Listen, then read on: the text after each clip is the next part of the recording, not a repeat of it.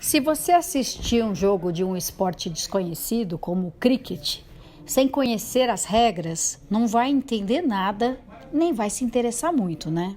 Não sabe quem está ganhando, quem está perdendo, quanto tempo falta para acabar a partida, se aquele jogador é um perna de pau que deu a maior sorte ou se é um jogador excelente que está num dia ruim. Na política é assim também. Se a gente assiste esse jogo sem conhecer as regras, fica boiando, não sabe para quem torcer, não se interessa e acaba mudando de canal.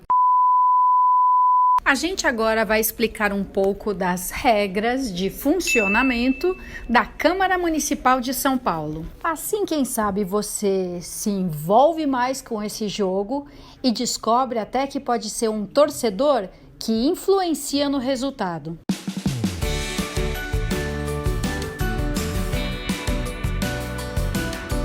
Legislativo, modo de usar. Conhecer e compreender para interferir. O Poder Legislativo tem entre suas atribuições a de fazer projetos de lei. Como é o caminho de um projeto de lei na Câmara Municipal? Bom, primeiro alguém tem uma ideia. E são muitas ideias. Eu acho que a gente devia dar um prêmio para a empresa que conservar melhor uma praça. E se criássemos chuveiros móveis para a população em situação de rua? As escolas precisam ver se as crianças enxergam bem. A partir de uma ideia, cada vereador elabora um projeto de lei que vai ser analisado pelas comissões. Comissão é um grupo fixo de vereadores que se reúne toda semana.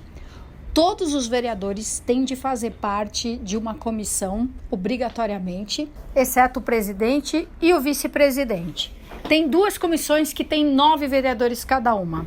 A Comissão de Constituição e Justiça, que é a primeira por onde os projetos passam, e a Comissão de Finanças e Orçamento, que é a última antes dos projetos poderem ser votados em plenário. A Comissão de Constituição e Justiça analisa se aquele projeto de lei contraria alguma lei superior que já existe. Então, por exemplo, uma lei municipal não pode ir contra uma lei federal, não pode ir contra a Constituição, não pode ir contra a própria lei orgânica do município. Então, um projeto de lei vai ser analisado sob o ponto de vista da legalidade e constitucionalidade.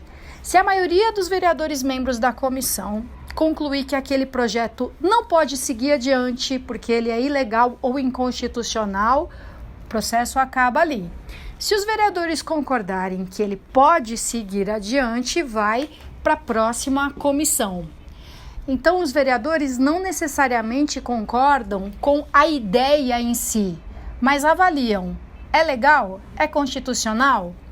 Depois, o projeto, conforme o conteúdo, passa pelas comissões de administração pública, de educação, de saúde, de transporte, de política urbana e, finalmente, pela Comissão de Finanças e Orçamento. As outras comissões têm 7 membros cada uma. Ao longo desse processo, os projetos podem sofrer modificações. Cada uma dessas comissões pode propor pequenas alterações no texto do projeto de lei.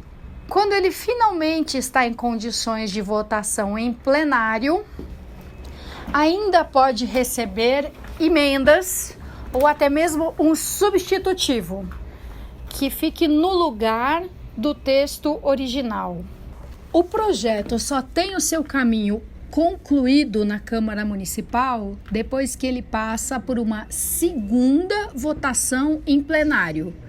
Quer dizer, quando a maioria dos 55 vereadores concorda com ele pela segunda vez. É muito comum as pessoas dizerem que uma determinada proposta vai virar lei em São Paulo depois que ela foi aprovada por uma das comissões ou depois que passou pela primeira votação em plenário. Mas ainda tem mais uma etapa. Ele vai ser sancionado ou vetado pelo prefeito. O prefeito ou a prefeita pode vetar o projeto inteiro ou apenas algumas partes dele. Aí sim a gente pode dizer, depois de sancionado, que um projeto virou lei. E se for vetado?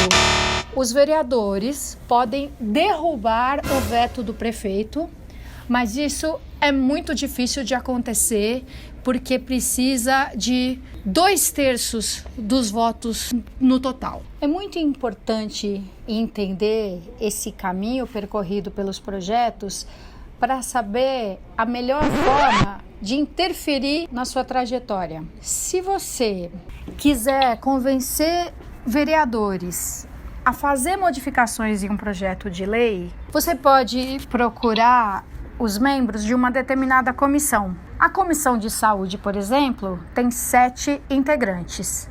Se você convencer a maioria deles, portanto, 4 vereadores, a propor uma modificação, pronto, você já conseguiu influenciar o processo legislativo.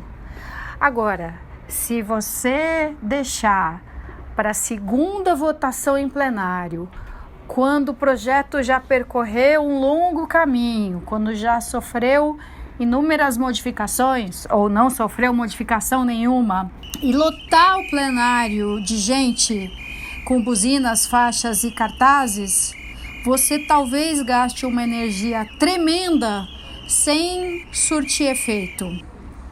Então, eu recomendo, acompanhe de perto as atividades do Legislativo, pelo menos naqueles assuntos que te interessam mais diretamente, para você saber em que estágio está cada projeto de lei e saber quem são as pessoas que naquele momento têm poder de modificar o texto, de aprová-lo ou de rejeitá-lo. E assim fazendo o famoso corpo a corpo, levando argumentos, apresentando documentos, fotos, abaixo-assinados, você consegue ter acesso a um número de parlamentares menor e suficiente para atendê-lo. Porque tem horas que o único jeito é fazer barulho. Mas antes de chegar nesse ponto, a gente tem mais possibilidades de interferir do que imagina.